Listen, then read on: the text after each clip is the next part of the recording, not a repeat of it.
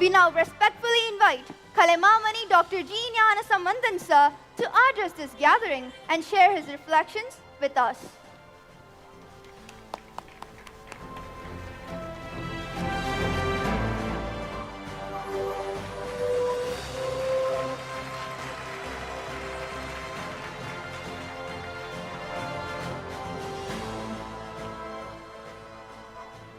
அனைவருக்கும் வணக்கம்.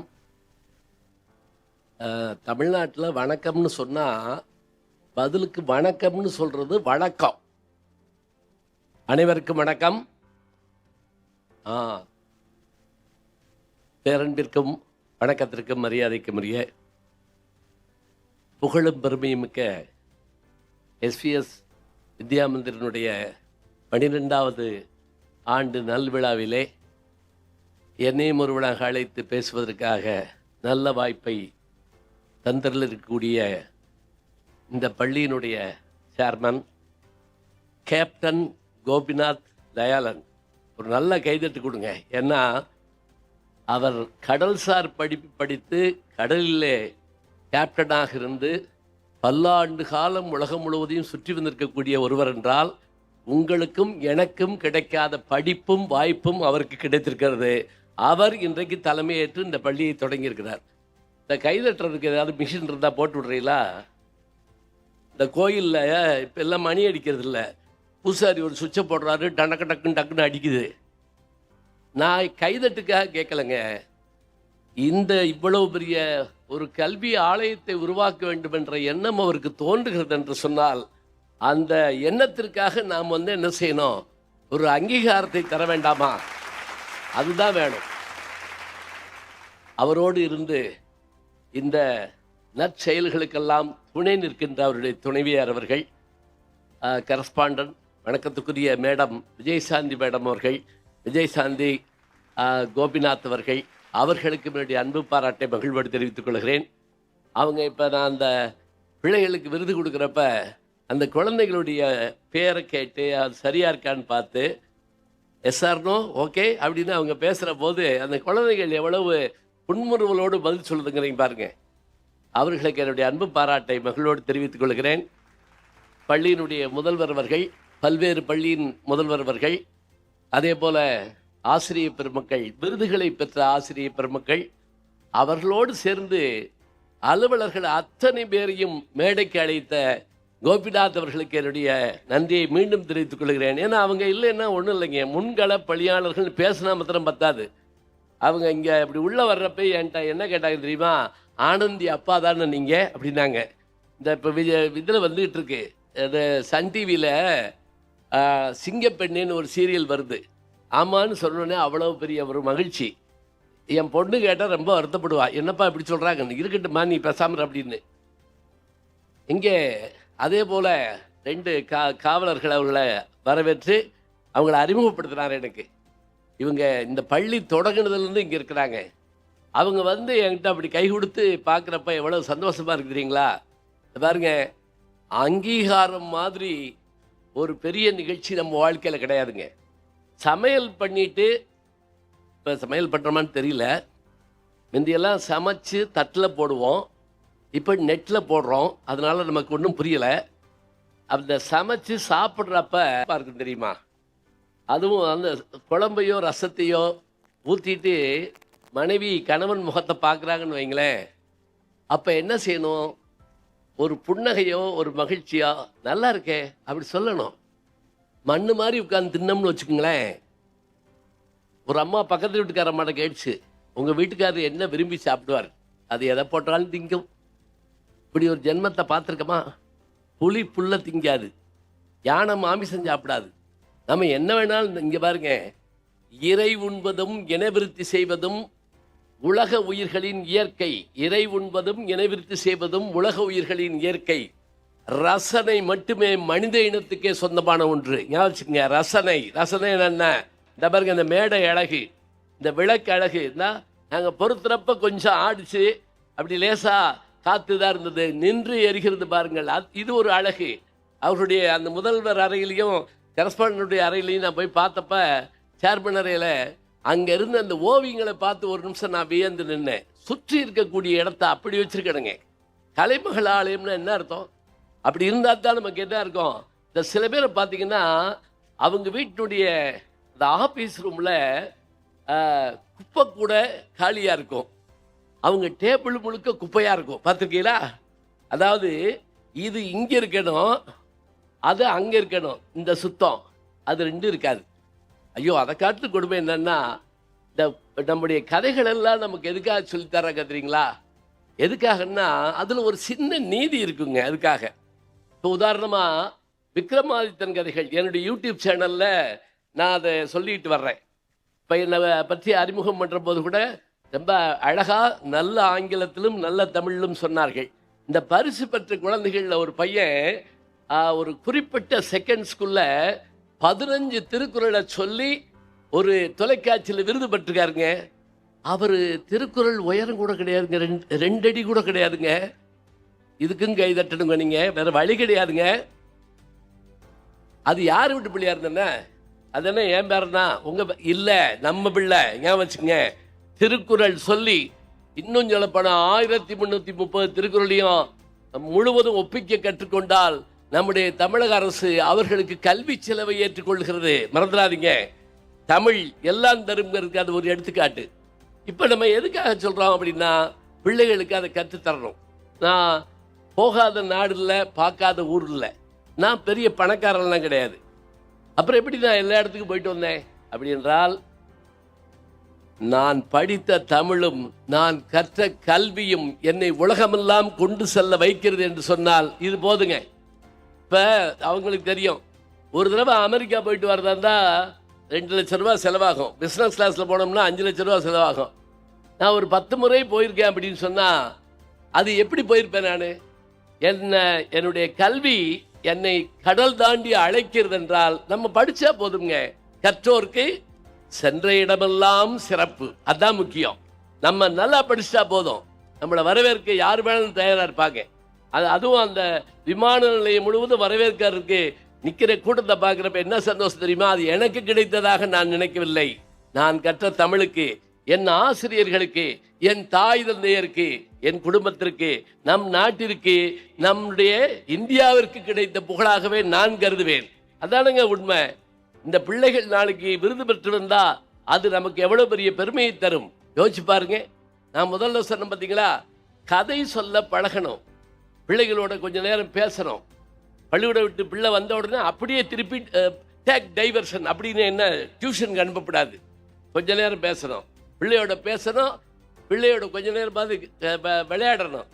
குழந்தை பள்ளிக்கூடத்துக்கு போயிட்டு வந்து பைக்குள்ள அப்படி கையை விட்டு ரொம்ப நேரம் தேடி ஒரு சின்ன பென்சில் எடுத்து அம்மாட்ட காமிச்சு, அம்மா இன்னைக்கு வகுப்புல திருக்குறளை எழுதியது யாருன்னு கேட்டாங்கம்மா, நீ சொல்லி கொடுத்தபடி திருவள்ளுவர்னு சொன்னம்மா, எல்லாரும் கிளாப் பண்ணாங்கம்மா, எங்க மிஸ்ஸு எனக்கு இந்த பென்சில் பரிசு கொடுத்தாங்கம்மான்னு சொன்ன உடனே என்ன செய்யணும் தெரியுமா?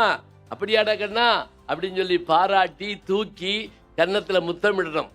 மெச்சி உனை ஊரார் புகழ்ந்தால் மேனி சிலிர்க்குதடி, கன்னத்தில் முத்தமிட்டால் உள்ளம்தான் கல்வரி கொள்ளுதடி. பாரதியினுடைய பாட்டு. இந்த பாட்டை சொல்லி பிள்ளையை கொஞ்சணும். அதை விட்டுட்டு இந்த பென்சில் தான் கொடுத்தாங்களாக்கும். எப்படி பணம் கட்டுறது தெரியுமா பள்ளிக்கூடத்தில்? அது இல்லைங்க, பள்ளிக்கூடத்துல இருந்து கல்வி ஆலயத்திலிருந்து எது கிடைச்சாலும் அது நமக்கு கிடைத்த ஒரு பொற்பதக்கம். ஏன் வச்சுக்கோங்க, கோல்டு மெடல் எங்க வாங்குவீங்க? நான் கடையிலையா வாங்குவீங்க? கோல்டு மெடல் பள்ளியில் வாங்க வேண்டும். SVS வித்யா மந்திர் பள்ளியில் வாங்க வேண்டும், கல்லூரிகளில் வாங்க வேண்டும், பல்கலைக்கழகங்களில் வாங்க வேண்டும். அப்பத்தான் அந்த கோல்டு மெடலுக்கு மரியாதை அதிகம். அதுபோல நமக்கு கிடைக்காத வாய்ப்பு நம் பிள்ளைக்கு கிடைத்திருக்குது. அதை ஞாபகம் வச்சுக்கோங்க. இப்போ ஒன்றும் இல்லை, நான் என்னுடைய யூடியூப் சேனலில் அதை ஒரு விக்ரமாதித்தன் கதைகள் சொல்லுவேன். அந்த விக்ரமாதித்தன் கதைகளில் வேதாளம் கேள்வி கேட்கும், விக்ரமாதித்தன் பதில் சொல்லணும். நீங்கள் விக்ரம் வேதான அந்த படம் மட்டும் நினச்சிக்கிறாங்க, மாதவன் விஜய் சேதுபதி அது இல்லை, அது ஒரு பக்கம் இருக்கட்டும். அந்த விக்ரமும் விக்ரமாதித்தனும் வேதாளமும் பேசுகிற பேச்சும் கேள்வி பதிலும் அப்படி இருக்குங்க. ஒரு சின்ன உதாரணம் சொல்கிறேன் பாருங்க. இது உங்களுக்கான கேள்வி. நான் நடுவில் கேள்வி கேட்பேன், அதை பற்றி நீங்கள் கவலைப்படக்கூடாது, நானே பதில் சொல்லிடுவேன். ஏன்னா நான் கல்லூரியில் அதைத்தான் செஞ்சேன். நானே கேள்வி கேட்பேன், நானே பதில் எதுக்கு நமக்கு ஊர் பகை தெரியாதுன்னு சொல்லுவானே, வெளியே வாடான்னு நான் கூப்பிடுவானே, உள்ள வாடான்னு அவன் சொல்லுவானே. ஒரு அப்பா ஒரு பையன்கிட்ட கேட்டார், உங்கள் வகுப்புலேயே நல்லா படிக்கிறது யாரு? எங்கள் வாத்தியார் அப்படின்னு. அவர் தான் 10 வருஷமாக ஒரே இதை படிச்சுக்கிட்டு இருக்காரு. இப்போ விக்ரமாதித்தன் வீரத்தில் பல சாதனைகள் புரிந்தவன். அப்படிப்பட்ட அந்த விக்ரமாதித்தன் ஒரு நாட்டில் போய் ஒரு இளவரசியினுடைய போட்டியில் கலந்துக்கிறான். ஜெயிச்சா அவளை திருமணம் பண்ணலாம். ஜெயிச்சிட்டாங்க, எல்லாத்துலேயும் ஜெயிச்சிட்டான். இப்போ அந்த கதை அவள் பார்த்துக்கிட்டே இருந்தா, இவன் எப்படிடா ஜெயிச்சான் அப்படின்ட்டு. இவனை எப்படியாவது கவுத்துறணும், என்ன செய்யலாம்? ஒரு செய்தி சொன்னான், தபர் 1000 பேருக்கு நடுவில் நான் வருவேன், கையில் விளக்க வச்சுக்கிட்டு வருவேன். 1000 பேர் ஒரே மாதிரி ஒயிட் அண்ட் ஒயிட் ட்ரெஸ் போட்டு அப்படி பாரதி ராஜா படத்தை கனவு சீட் மாதிரி வருவோம். அப்படி வர்ற போது 1000 பேர்த்தில் என்னையை நீ கண்டுபிடிக்கணும். அதுக்கு முன்னாடி ஃபோட்டோ கிடையாது, அவன் பார்த்ததில்லை, ஆனால் அவள் பார்த்துருக்கா. என்னையை கண்டுபிடிச்சிட்டா கல்யாணம். சரி, உடனே விக்ரமாதித்தன் என்ன பண்ணா, வேதாளத்தில் கேட்டான், என்ன பண்ணலாம்? வேதாள ஐடியா சொல்லிச்சு, அவங்க 1000 பேர் விளக்கு கொண்டு வர்றாங்கல்ல, நான் ஒரே ஊதில் அமர்த்தி விட்டுறேன், திருப்பி விளக்கு பொருத்துவாங்கல்ல, அப்போ கண்டுபிடி. அதே போல் 1000 பேர் வர்றாங்க, யோசிச்சு பாருங்க. இப்படி நான் இந்த கதை சொல்லிட்டு வர்றப்ப நீங்கள் அதை கற்பனை பண்ணிக்கிறலாம். 1000 பேர் அழகிகள் ஒயிட் அண்ட் ஒயிட் போட்டு கையில் விளக்கேந்தி அப்படி வர்றாங்க. திடீர்னு வேதாளம் பூன்னு ஒரு ஊதுது. வேதாளம்னா என்ன? அது ஒரு பெரிய இது மாதிரி, பூதம் மாதிரி. ஒரு ஊதுன உடனே அவ்வளவு அமர்ந்து போச்சுங்க. இப்போ திரும்ப விளக்கு பொருத்திட்டாங்க. விளக்கு பொருத்தின உடனே விக்ரமாதித்தன் வேகமாக ஓடி போய் 3வது ரோவில் 8வது நின்றுட்டு இருந்த ஒரு பெண்ணோட கையை பிடிச்சான். நீதான் இளவரசி அப்படின்னா. அவ ஒரு நிமிஷம் திகச்சு போயிட்டாங்க, அவதான் இளவரசி. எப்படி கண்டுபிடிச்சான்? இதுதான் உங்களுக்கு கேள்வி. எப்படி கண்டுபிடிச்சான்? அதெல்லாம் அப்புறம் பாப்பா, எங்க பிள்ளை வந்து டான்ஸ் ஆடணும், நீ பேச்ச முடிச்சுட்டு கிளம்பு. உங்க பிள்ளைக்கு இந்த கதையை சொல்லுங்க, என் பிள்ளைக்கு மட்டும் சொல்லுவேன் நானு. சார் சொன்னா பரிசு கொடுங்க சார், இதுக்கு ஆன்சர் பண்ணாங்கன்னா ஒரு பரிசு கொடுங்க. இப்ப அந்த விக்ரமாதித்தன் அந்த இளவரசி எப்படி கண்டுபிடிச்சா? திரும்ப விளக்கு பொருத்துறாங்கல்ல, விளக்கு பொருத்த உடனே கண்டுபிடிச்சான். எப்படி? என்ன பொறுத்தருக்கு தமிழ் தெரியாதா? தெரியுமா? தெரியாதுன்னு அல்லது தெரியும்னாது எனக்கு சொல்லுங்களேன். ரொம்ப மௌனமா இருந்தேன்னா பயமா இருந்து தொலையுது எனக்கு. நான் அமெரிக்காலையும் போய் பேசிட்டு வந்திருக்கேங்க, அங்கெல்லாம் கைதட்டிருக்காங்க, பேசியிருக்காங்க, ஹலோ ஹாய் ஊ அப்படிலாம் பேசுவாங்க. நீங்க ஃப்ரீஸ் ஆகி உட்காந்துருக்கீங்க, அப்படியே இன்னும் பணி கூட ஆரம்பிக்கலையே. சரி, தெரிஞ்சா யாராவது கையாத்து சும்மா ஒரு விளையாட்டுக்கு பரவாயில்ல. என்ன ஒருத்தர் கையாட்டுறாரு தெரியாதுன்னு அர்த்தமா? ரெண்டு ஒருத்தர் இப்படிட்டாரு, வடிவேல் இப்படி பையன் எடுத்து வச்சு இப்படி மாப்பிள்ளை இல்லை அது மாதிரி. சரி, தெரியுமா? சரி, தெரிஞ்சிருந்தாலும் பரவாயில்ல, நான் சொல்ற ஆன்சர் சரியா இருக்கான்னு பாருங்க.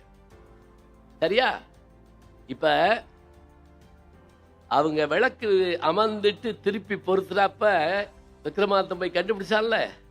எப்படி கண்டுபிடிச்சான்? 1000 பேர் ஒரே மாதிரி இருக்காங்க, 1000 பேரும் அழகிகளா இருக்காங்க, 1000 பேர் ஒயிட் அண்ட் ஒயிட்ல நிக்கிறாங்க. எப்படி கண்டுபிடிச்சான் அப்படின்னா, அவன் பார்த்துக்கிட்டே இருந்தாங்க. இந்த 999 பேருடைய செய்கையிலையும் அவளுடைய செய்கையிலையும் ஒரு வேறுபாடு இருந்தது. என்ன செய்கை தெரியுமா? வழக்கமா விளக்கு பொருத்திட்டு அந்த இப்படி திரிய இது பண்ண உடனே செய்ய வேண்டிய வேலை என்ன செய்வோம் தெரியுமா? சொல்லுங்க பார்ப்போம். இப்படிட்டு இப்படிமோ, தெரியுதா? இப்படி ஒன்று இது பண்ணிட்டு உடனே இப்படி தலையில். அந்த ஒரு பெண்ணு மட்டும் என்ன பண்ணானா, அரச குலத்தை சார்ந்தவள் ஆதலால் அவ ஒரு நிமிஷம் திகச்சு கர்ச்சிப்பு தேடுறாங்க. தோழியோ அவளுடைய மற்றவங்களையோ நோக்கி அப்படின்னு திரும்பி அந்த கர்ச்சிப்புக்காக தேடின பாருங்க, போய் பிடிச்சிட்டா கரெக்டா. இது வளர்ப்பு முறையால் வருவது. ஞாபகம் வச்சுக்கங்க. என்னதான் சொன்னாலும் சரி அவ்வளவு சுலபம் வராது. நான் சொன்ன ஆன்சர் ரைட்டா இல்லையாங்கிறது நீங்க பாருங்க. பழக்கத்தால் தான் ஒருவரை நாம் பண்பாட்டை அறிந்து கொள்ள முடியும். ஒரு மனிதன் பணத்தினால் அளக்கப்படுகிறானா? இல்லை. பதவியினால் அளக்கப்படுகிறானா? இல்லை. அழகினால் அளக்கப்படுகிறானா? இல்லை. செயல்களால் மட்டுமே அளக்கப்படுகிறான். ஞாபகம் வச்சுக்கங்க. அவன் செய்கிற செயல்கள் தான் அவன் யார் என்பதை நமக்கு காட்டும். இந்த கதையில இருக்கக்கூடிய சின்ன ஒரு விஷயத்த நீங்க பாருங்க. எங்க பார்க்கலாம் தெரியுமா? சில வீட்டில் சாப்பிட்டு அந்த ஸ்கிரீன்ல வாயை தொடச்சிட்டு போவாங்க, பார்த்துருக்கீங்களா? ஒரு அம்மா அப்படியே ஸ்கிரீன் எடுத்து அந்த டேபிள் அப்படி ஒரு தொடச்சு. இப்ப யோசிச்சு பாருங்க, பழக்கம் என்பது என்ன? வழக்கம், பழக்க வழக்கம் சொல்றோம். சிலது ஹெரிடிட்ரியா வருமா, சிலது நம்முடைய பழக்கத்தால் வருமா. எது பழக்கத்தால் வரும்? 4 விஷயம் பழகுனா வந்துருமாமுங்க. 3 விஷயம் நம்முடைய ரத்தத்தில் ஊர்னா தான் வருமா. இதை நான் சொன்னா நீங்க நம்ப மாட்டீங்க. சென்ற மாதம் இறந்து போன ஒரு அமெரிக்க விஞ்ஞானி நம்முடைய உடம்பினுடைய அந்த இரத்த அணுக்கள்ல இருக்கக்கூடிய நம்முடைய மற்ற இதுகளில் இருக்கக்கூடிய செல்கள் பற்றிய ஆய்வுல ஆராய்ச்சி செய்து நோபல் பரிசு பெற்ற 1960 நோபல் பரிசு பெற்ற அந்த விஞ்ஞானி சொன்னாரு, நான் முதல்ல நம்பலை, எங்க அம்மாவோட போராடிக்கிட்டு இருப்பேன், ஆனால் நான் கண்டுபிடித்து விட்டேன், உண்மையில் சில குணங்கள் எங்கிருந்து வருகின்றன என்றால் பாரம்பரியம்னா எங்களுக்குள்ள ஜாதி மதம் அதெல்லாம் கிடையாதுங்க. உதாரணமா வேறுபாடு சொல்ற பாருங்க. நல்லா படிச்சா சித்திரமும் கைப்பழக்கம், படம் போட்டு பாருங்க, சித்திரம் வந்துடும். 1 செந்தமிழும் நாப்பழக்கம். இப்ப நான் பேச ஆரம்பிச்சோன்னே எப்படி பேசுறேன்? நான் முதல்ல ஆரம்பிக்கிறப்ப எப்படியா பேசியிருப்பேன்? நான் பட்டப்பாடு எனக்கு என்ன தெரியுங்களா? நான் 8ஆம் கிளாஸ் படிக்கிறப்ப எங்க பள்ளிக்கூடத்துல இது மாதிரி ஒரு விழா, இது மாதிரி விழா இல்ல, சும்மா விழா, இது மாதிரி எங்களால் நடத்த முடியுமா? அது அரசு பள்ளி. எங்க அப்பா வாத்தியாரு, டேய் இன்னைக்கு நீ போய் பேசுறடா அப்படின்ட்டாரு. நான் 8ஆம் கிளாஸ் படிக்கிறேன். எனக்கு அன்னைக்கு பூரா தூக்கம் வரல, நீ பேசுற அப்படின்ட்டாரு. நான் மனப்பாடம் பண்ணி எல்லாம் ரெடி பண்ணி, மேடையெல்லாம் கிடையாது, ஒண்ணும் இல்ல, பெஞ்சத்துக்கு போட்டிருக்காங்க, அதுல ஏறி பெரியோர்களே தாய்மார்களே சொல்லிட்டு உங்களிடையே பேச வந்திருக்கிற நான் அப்படி சொல்லி என் பேர் மறந்து போச்சுங்க. என் பேர் மறந்து போச்சு. அப்ரஹாம் லிங்கன் பேர் ஞாபகம் வருது, லார்ட் மவுண்ட் பேட்டன் பிரபு ஞாபகம் வருது. ஒன்னும் செய்ய முடியல. நான் சொல்லிட்டே இருக்கேன், கீழே இறங்கடான்னு கத்துறாங்க. அப்படியே அழுதுகிட்டு இறங்கி, இனிமே ஜென்மத்துக்கு மேடை பக்கம் போகக்கூடாது, பேசக்கூடாது. எங்க அப்பா கூட 2-3 நாள் பேசாம தெரிஞ்சேன், நான் பேசவே கூடாது. அப்படி இருந்த நான் ஒரு வாரம் கழிச்சு யோசிச்சேன், எது நமக்கு வரலையோ அதை நம்ம விடக்கூடாதுன்னு யோசிச்சேன்.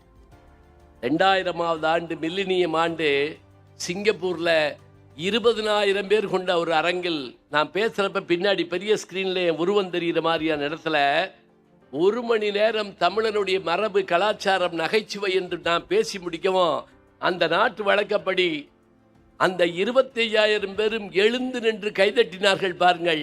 அன்றைக்கும் நான் தூங்கவில்லை. நான் முதல் நாள் தூங்காமல் இருந்தது வருத்தத்தால், அவமானத்தால். அன்றைக்கு நான் தூங்காமல் இருந்தது ஜெயித்து விட்டோம் என்ற ஒரு மகிழ்ச்சியால். எது வரலையோ அதை விடக்கூடாதுங்க, அதான் முக்கியம். செந்தமிழும் நாப்பழக்கம். பேசி பாருங்க, பழகிடலாம். அதுக்காக செல்லுல பேசினா பழக்கம்லாம் வராது, பில்லுதான் வரும், ஞாபகம் வச்சுக்கோங்க. செந்தமிழும் நாப்பழக்கம், வைத்ததொரு கல்வி மனப்பழக்கம். மனப்பாடம். இன்னைக்கு நீங்க சிரிப்பீங்க, எதுக்கு மனப்பாடம்? மாதா பிதா குரு தெய்வம், அது உங்க காலம். எங்களை சொல்லலாம் உங்க காலம். இப்ப நீங்க என்ன சொல்றீங்க? மாதா பிதா குரு கூகுள் தெய்வம். முடிஞ்சா? இப்ப கூகுள் கூட இல்லைங்க, சாட் ஜிபிடி, ஏஐ. அது என்ன செய்யுது? இப்ப நமக்கு என்ன பயமா இருக்கு தெரியுமா? என் பேரண்ட அவரு +2 படிச்சுட்டு இருக்காரு. டேய் பொங்கலுக்கு வாடா, இல்லை ஒரு நாள் தான் லீவ் இருக்கு, ஒரு நாள் லீவ் போட்டு வாடா, லீவ் லெட்டர் எழுதிக்கிட்டு வாடான்னு. தாத்தா லீவ் லெட்டர் எழுத வேண்டாம், லீவ் லெட்டர் வேணும்னு சொல்லி ஏகிட்ட சொல்லிட்டோம்னா அது என்ன காரணம் போடுறேன்னு கேட்கும். போட்டோம்னா உடனே கொடுக்கும். கண்ணுக்கு எத்தாப்புல பார்த்தங்க, அவன் ஏதோ சொல்லிட்டு லீவ் லெட்டர் கேட்குறான், லீவ் லெட்டர் வருதுங்க. போன ஆண்டுக்கு ஆண்டு அமெரிக்காவில் என்னுடைய இதை கையில் வச்சுக்கிட்டு இல்லை நான் ஒரு கவிதை சொன்னேங்க. கூட வந்து அவர் கேட்டார், இதை இசையமைப்பமானார். எப்படின்னு கேட்டேன். ஒன்றும் இல்லை, என்னென்ன வேணும் அப்படின்னாரு. ஒரு வீணை இருக்கணும், ஒரு கோரஸ் இருக்கணும், மேல் வாய்ஸா ஃபீமேல் வாய்ஸான்னு கேட்டார். அதில் ஒன்று இதில் ஒன்று போடுங்க அப்படின்னேன். எல்லாம் போட்டு நான் ஒரு கவிதை சொன்னேங்க, நான் எழுதின கவிதை. நான் என்ன நினைச்சேன், நாளைக்கு வந்து பாட்டு கொடுப்பாருன்னு நினைச்சேன். 13 செகண்ட் நான் சொன்ன கவிதை இருக்கு இல்லையா, 6 மெட்ல பாட்டோட வந்துருச்சுங்க. இந்த என் செல்ல வச்சிருக்கேன் நான். 6 கரெக்டா 13 செகண்ட்ல 6 ராகத்துல போட்டு கொடுத்துச்சு. ஏஐ ஞாபகம் வச்சுக்கோங்க. இப்ப நீங்க மனப்பாடம் வேணுமான்னு கேட்பீங்க. மனப்பாடம் வேணுங்க. நான் இப்ப ஒரு பாட்டை சொல்றதா இருந்தா என்ன செய்யறது, என்ன ராமாயணம் பேச கூப்பிடுறீங்க. நான் 6 வகையான, அதாவது பாலகாண்டம், அயோத்திய காண்டம், ஆரண்ய காண்டம், கிஷ்கிந்தா காண்டம், சுந்தரகாண்டம், யுத்த காண்டம் எல்லாத்தையும் கொண்டு வந்து வச்சு, ராமன் இந்த வர்றேன், சீதை இந்த வர்றேன், இருங்க நீ போயா அப்படின்றீங்க நீங்க. நான் என்ன சொல்லணும் தெரியுமா, ராமன் முன்னாடி போறான், பின்னாடி சீதை போறா, அதுக்கு அடுத்து லக்ஷ்மணன் போறான். சூரிய வெளிச்சம் அப்படி மேல பட்டு ராமன் கருப்பு நிறம்னால மின்றான். அந்த மின்ற மின்னலையும் பின்னாடி போன சீதையையும் இலக்கவனையும் கம்பர் வர்ணிக்கிறாரு. பெய்யோ நொழி தன்மேனியில் விரிசோதியில் மறைய பொய்யோ எனும் இடையாளோடும் இளையானோடும் போனான் மையோ மரகதமோ மரிகடலோ மலை முகிலோ ஐயோ இவன் வடிவென்பது ஒரு அழியா அழகுடையான்னு நான் சொல்லணும்னா எனக்கு மனப்பாட சக்தி இருக்கணும். அப்பாடா கைதட்டிட்டீங்க. இந்த பாட்டு எனக்கு, இந்த கைதட்டு எனக்கா கம்பனுங்க. பெய்யோ நொழி, பெய்யோன்னா சூரியன், பெய்யோ நொழி தன்மேனியில், மேனின தெரியும் இல்லையா பாடி, தன்மேனியில் விரிசோதியில் ரெப்ளெக்ட் ஆகுதாங்க. விரிசோதியில் மறைய பொய்யோ எனும் இடையால், சீதைக்கு வந்து இடை இருக்குன்னு சொன்னா பொய்யா அப்படின்னா அர்த்தம் இல்லாமலா இருப்பா, அவ்வளவு மெல்லியதா இருக்குன்னு அர்த்தம். இளையானோடு, இளையான் யார் தெரியுமா, இலக்கவன். அப்படி போனான். அவன் உடம்பு கருப்பு எப்படிப்பட்டது, மையோ கண்ணுக்கு போடுற மையா, மரகதமா மரகதக்கல்லா, மலை முகிலா, மரிகடலா, என்ன கருப்புக்கு ஒப்பிடுறதுன்னு கேட்குறாங்க. இந்த பாட்டை நான் இந்த ஸ்பீடுக்கு சொல்றதுனா எனக்கு மனப்பாடம் வேணும். நான் வச்சுக்கங்க, இந்த மனப்பாடத்தை நீங்கள் பழக்கத்தால் கொண்டு வரணும். இப்போ நான் சொன்னதுல 3 சொல்லிட்டேன். எப்படி, சித்திரம் 1, செந்தமிழ் 2, மனப்பாடம் 3. 4வது தெரியுங்களா, ஒழுக்கம். இப்போ அவர் கேப்டனா இருக்காருன்னா அவர் வந்து பயிற்சியில் அவங்களுக்கு எப்படி இது பண்ணாங்க, 4 மணிக்கு எந்திரி, கிரவுண்டை சுத்தி வா, எக்ஸசைஸ் பண்ணு, இப்படி ஒரு 2 ஆண்டு 3 ஆண்டு பழகிட்டாருன்னா அவர் வாழ்நாள் முழுவதும் அவருக்கு வந்து கை கொடுக்குங்க. இதுதான் உண்மை. நடை நித்தம் நடையும் நடைப்பழக்கம், ஒழுக்கம் நம்ம கூடவே நிற்கணும். எல்லாம் முடிச்சுட்டு எது தெரியுமா 3 நமக்கு பாரம்பரியம் வரணும், நட்பும் தயையும் கொடையும் பிறவிக்குடம். நல்ல நண்பர்களாக நாம் திகழ வேண்டும் என்றால் நமக்கு பாரம்பரியம் இருக்க வேண்டும். நட்பு, தயை, தயை என்ன தெரியுமா, தயை கொடை 2க்கு வித்தியாசம் பல பேருக்கு தெரியாது. தயைன்னா என்னன்னா, ஒரு முல்லை கொடிக்கு தேர் கொடுத்தான் பாரி, அவன் அதை உயிரா கருத்துனான். அது சொல்லி கேட்கல, பாரி ப்ளீஸ் பாரி ஒரு பந்தல் போட்டு கொடு கேட்கல, அதை பார்த்து அவன் செஞ்சு கொடுத்தான். ஒரு நாய்க்குட்டி கத்திக்கிட்டு இருக்குன்னா அது கொஞ்சம் பால் வாங்கி கொடுத்தோம்னு சொன்னா அதுதான் தயை. கருணை என்ன தெரியுமா, ஏழைக்கு இறங்குதல். அவ்வளவுதாங்க. இந்த விஷயங்களை எல்லாம் நம்ம தெரிஞ்சுக்கிட்டோம்னா அது 1000 நமக்கு எல்லாத்தையும் கொடுக்கும். சித்திரமும் கைப்பழக்கம், செந்தமிழும் நாப்பழக்கம், வைத்தொதர் கல்வி மனப்பழக்கம், நித்தம் நடையும் நடைப்பழக்கம், நட்பும் தயையும் கொடையும் பிறவிக்குடம்னா நாம் பழக்கமும் படித்துக் கொள்ள வேண்டும். அதே போல பாரம்பரியமான விஷயத்தையும் விட்டுவிடக்கூடாது. சரி, 2 விஷயம் சொல்லி முடிச்சிடறேன். எப்போ நம்ம கொடுத்த டயத்துக்குள்ள முடிக்கணும். அதான் உண்மையான பேச்சு. அது மட்டும் இல்லை, மேல்நாடுகளில் ஒரு நிகழ்ச்சி தொடங்குற நேரம் போட்டிருக்கோம், நிறைவு பெற நேரம் போட்டிருக்கோம். இங்கே நான் பார்த்தேன், அது நான் ஸ்டெப் பை ஸ்டெப்பாக நேரம் போட்டிருந்தாங்க. ரொம்ப மகிழ்ச்சியாக இருந்தது. இந்த நேரத்துக்குள்ளே முடிக்கணும். நான் கேட்டுட்டு வந்துட்டேன் எவ்வளவு நேரம் பேசணும்னு. ஏன் கேட்குறேன்னு தெரியுமா, ஒரு ஊருக்கு கிராமத்துக்கு பேச போயிருந்தாங்க. அந்த ஊர் பஞ்சாயத்து போர்டு பிரசிடென்ட்டை கேட்டேன் எவ்வளவு நேரம் பேசணும். அவரு கையை பிடிச்சிட்டு கண்ணீர் விட்டார். ஏன் இப்படி கேட்குறீங்க, இது உங்கள் ஊருக்கு, எவ்வளவு நேரம் வேணாலும் நீங்கள் பேசுங்க, நாங்கள் போயிடுவோம், எங்களுக்கு வேலை இருக்குல்ல. அப்புறம் நான் என்ன வேலை இல்லாத, நான் ஊராக போய் பேசிக்கிருக்கேன். இங்கே சாப்பிட்ட உணவு இங்கே போனால் 3 மணி நேரம், இங்கே கேட்ட செய்தி மனசுக்குள்ளேயோ நம்முடைய அறிவுக்குள்ளேயே போனால் சாகிற வரைக்கும் மாறக்கூடாதுங்க. ஞாபகம் வச்சுக்கோங்க, செல்வத்துள் செல்வம் செவிச்செல்வம், அச்செல்வம் செல்வத்துள் எல்லாம் தலை. இது ஏன் நான் நிப்பாட்டம் தெரியுமா? நீங்கள் சொல்லிடுவீங்கன்னு நான் நம்பினேன். அதை பற்றி கவலை இல்லை. ஒரு கூட்டத்தில் செல்வத்துள் செல்வம் அப்படின்னே ஒரு அம்மா எந்திரிச்சு திருமதி செல்வம் அப்படி சொல்லிச்சு. இப்படி சொன்னால் அப்படி தான் ஆகும், வேறு என்ன பண்ணுறது? சரி, இப்போ இந்த செல்வத்தை நாம் நுகர்வதற்காகத்தான் கல்விக்கு வருகிறோம். திருவள்ளுவரே சொல்கிறாரு, கற்க கசடர கற்பவை கற்றபின் நிற்க அதற்கு தக. எனக்கு ரொம்ப பிடிச்ச திருக்குறளுங்க. ஏன் தெரியுமா? இதில் துணைக்காலே கிடையாது. துணைக்கால்லாம் என்னன்னு இன்னைக்கு புரியுதோ நம்ம தெரியல. இப்போ நான் எழுதுனேன்னு வச்சுக்கோங்களேன், பக்கத்தில் ஒரு துணைக்கால் போடுவோம். என் அப்படின்னு எழுதுனே துணைக்கால் போட மாட்டோம். இந்த கற்க கசடர கற்ப இந்த குறளுக்கு பொருள் என்ன? படி, பிழை இல்லாமல் படி, படிக்க வேண்டியவற்றை படி, படித்தபடி நிற்பதற்காக படி, அவ்வளோதாங்க. இதில் துணை எழுத்து இல்லை. ஏன் இல்லை? திருவள்ளுவர் போட மறந்துட்டாரா? இல்லைங்க. படித்தவனுக்கு எவன் துணையும் தேவையில்லை, அந்த கல்வியே அவனுக்கு துணை நிற்கும். இதாங்க வேணும். நம்முடைய அம்மா நமக்கு எல்லாம் கற்றுத்தர்றாங்க. அம்மாங்கிற சொல்ல ஆ உயிரெழுத்து, இம் புள்ளி வச்ச மெய்யெழுத்து, இம் கூட்டலா சீக்கொல்ட்டு உயிர் மெய்யெழுத்து. என்ன அர்த்தம்? உங்கம்மா எங்கம்மா நம்மம்மா உயிரை தருகிறாள், நமக்கு உயிரெழுத்து. உடம்பாகிய மெய்யை தருகிறாள், மெய்யெழுத்து. உடம்பையும் உயிரையும் ரத்தத்தையும் பாலாக தருகிறாள், அதனால் உயிர்மை எழுத்து. அதனால அவளுக்கு பேர் அம்மா. மற்றதெல்லாம் சும்மா. நம்ம அம்மானு கூப்பிடுறதே மறந்து போனோம். மம்மி, மம்மியோட அப்புறம் இல்லை மம். அப்பா டாடியும் இல்லை டேட். நீ கொஞ்சம் கழிச்சு டாய் அப்படின்னா சரின்ட்டுருவாங்க நம்ம ஆளுங்க. நான் ஒரு வீட்டுக்கு போயிருந்தேன், ஒரு பிள்ளை மம்னு தெரிஞ்சிச்சு. அப்படியே பேச முடியாத பிள்ளையா கும்பிட்டு என்ன மம் அப்படின்னே. நாங்கள் எங்கள் மம்மியை மம் அப்படி தான் கூப்பிடுவோம். உங்கள் பெரியம்மாவை எப்படி கூப்பிடுன்னு கேட்டேன்.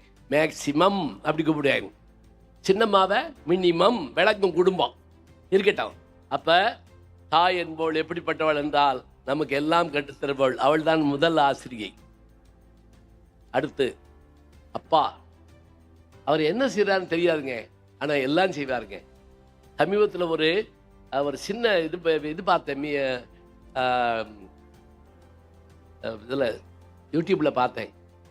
ஜாக்கி சான் தன்னுடைய மகள், கல்லூரியில் படிக்கிற மகளை பக்கத்தில் உட்கார வச்சுட்டு தான் நடித்த படத்தில் எந்த இடத்துல எல்லாம் முதுகெலும்பு ஒடிஞ்சு, கால் எலும்பு ஒடிஞ்சு, கழுத்தெலும்பு ஒடிஞ்சுங்கிற காட்சியை எடுத்து காட்டுறாங்க.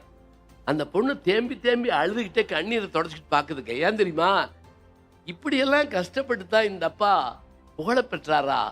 அது தெரியுங்க. நம்ம வீட்டில் நம்ம பிள்ளைகளுக்கு அது தெரியாதுங்க. அதுதான் பிரச்சனை. எங்கள் ஊரில் அழகர் ஆற்றுல இறங்குறப்ப நான் தான் நேர்முகவர்ணம் பண்ண போவேன். பிள்ளையை தோளில் வச்சுக்கிட்டு அப்பா அம்மார்கள் கிராமத்தில் வருவாங்க. ஏன் தெரியுமா? அவன் காணா போயிடுவான் இல்லைங்க. அந்த அப்பா என்ன நினைக்கிறது தெரியுமா? டேய், நான் 5.5 அடிடா, நீ 2.5 அடி, என் தோளில் ஏறா. நான் 5.5, நீ 2.5, 8 அடி. நான் காணாத உலகத்தை, நான் பார்க்க முடியாத சிகரத்தை மகனே என் தோள் மீது அமர்ந்து கொண்டு நீ பார்க்க வேண்டுமடா என்றுதான் அத்தனை தந்தையும் நினைக்கிறார்கள். அதனால்தான் நான் முத்துக்குமார் என்ற கவிஞன் சொன்னான், நான் அப்பாவின் தோள் மீது அமர்ந்து கொண்டு தெய்வத்தை பார்த்தேன். நல்ல கவனிங்க, இது கவிதை. அப்பாவின் தோள் மீது அமர்ந்து கொண்டு தெய்வத்தை பார்த்தேன். பிற்காலத்தில் தான் தெரிந்தது நான் உட்கார்ந்திருந்ததே தெய்வத்தின் மீது தான் என்று. அவ்வளவுதான், முடிஞ்சு வச்சுக்க. அப்பா, மாதா, பிதா, குரு. வாத்தியார் யார் தெரியுமா? நம்ம நினைக்கிறோம் சினிமாவில் காட்டுறப்பெல்லாம் வாத்தியார்னா ஒரு கோமாளி வருவார்னு. இல்லைங்க. இப்போ நான் ஸ்டான்ஃபோர்ட் பல்கலைக்கழகத்துக்கு போயிருந்தேன், கலிஃபோர்னியாவில். வாசலில் இருந்த இதை காட்டில் ஒரு பிரம்மாண்டமான போர்டு வச்சுருந்தாங்க. ஒரு 22 பேருடைய படம் இருந்துச்சு. எல்லாரும் செல்ஃபி எடுத்தாங்க. நானும் எடுத்துக்கிட்டேன். யாரும் தெரியல. அப்புறம் எடுத்துட்டு கேட்டேங்க, இவங்க யார் அப்படின்னு. நம்ம ஊரில் யாரோட செல்ஃபி எடுப்போம்? பெரும்பாலும் சினிமா நடிகர், கிரிக்கெட் வீரர், இவர்கள் தானே. இப்போ அந்த செல்ஃபி எடுத்துட்டு இது யாருன்னு கேட்டேங்க. இந்த பல்கலைக்கழகத்தில், ஸ்டான்ஃபோர்ட் பல்கலைக்கழகத்தில் வேலை பார்த்த நோபல் பரிசு பெற்ற விஞ்ஞானிகள் 22 பேர். அந்த பல்கலைக்கழகத்தில் வேலை பார்க்கிற விஞ்ஞானிகள். ஒரு நாளைக்கு நம்முடைய எஸ்விஎஸ் வித்யா மந்திர் வாசல்ல ஒரு போர்டு இருக்கணும். இங்கு படித்த, இங்கு வேலை பார்க்கின்ற ஒரு கல்வியாளர் இந்தியாவிற்காக, உலக மக்களுக்காக நோபல் பரிசை பெற்று தந்திருக்கிறார் என்ற ஒரு செய்தியை நாம் அறிந்து கொள்ள வேண்டும். அப்படியான நிலை வர வேண்டும் என்று சொன்னால், நாம் படிக்கிற காலத்தில் நமக்கு போட்டி நம்முடைய வகுப்பு தோழர்கள் அல்லது மாவட்ட அளவில், மாநில அளவில். ஆனால் இன்றைக்கு படிக்கிற பிள்ளைகளுக்கு போட்டியாளர்கள். ஒரு பக்கம் ஒரு ஜப்பான் பிள்ளை எழுதுது, ஒரு பக்கம் ஒரு அமெரிக்க மாணவன் எழுதுறான், முன்னாடி ஒரு சீனாக்கார பையன் உட்கார்ந்துருக்கான், பின்னாடி ஒரு ஜெர்மன் பையன் உட்கார்ந்துருக்கான். இத்தனை பேரை ஜெயிக்க வேண்டும் என்று சொன்னால் இந்த மாதிரியான கட்டமைப்புள்ள பள்ளிகள், நம்முடைய சேர்மன் சொன்னார் பாருங்க, இங்கு என்னென்ன இருக்கிறது, என்னென்ன வரப்போகிறது என்பதை சொன்னார். அப்படிப்பட்ட பள்ளியை தேர்ந்தெடுத்து பிள்ளைகளை சேருங்கள், உலகத்தை ஜெயித்து காட்டுங்கள். நன்றி, வணக்கம்.